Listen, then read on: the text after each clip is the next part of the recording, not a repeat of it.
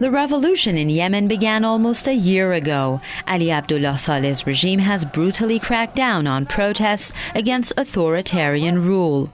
But Yemenis have remained resolute in the face of the bloody clampdown.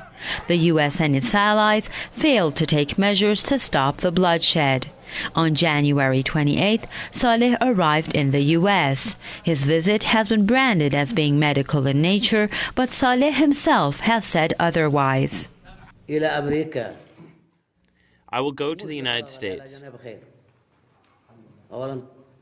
Not for treatment because I'm fine, but to get away from attention, cameras.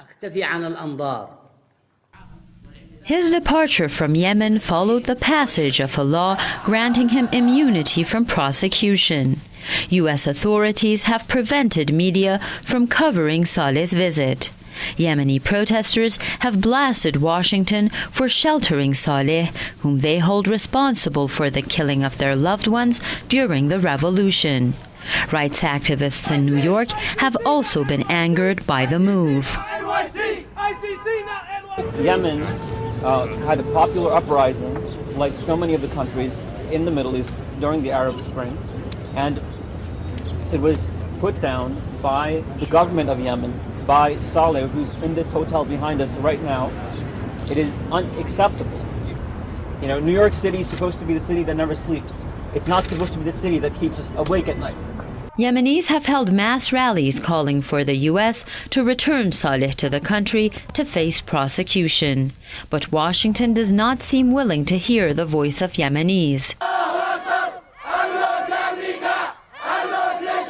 It has turned a blind eye to the revolution in the country, as Saleh has long helped Washington advance its interests in the region.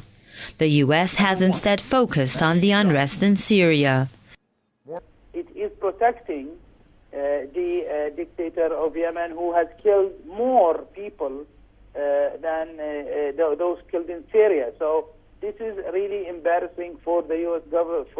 government. U.S. officials have sought to pave the way for military intervention in Syria, where the government blames months of bloody unrest on a foreign conspiracy.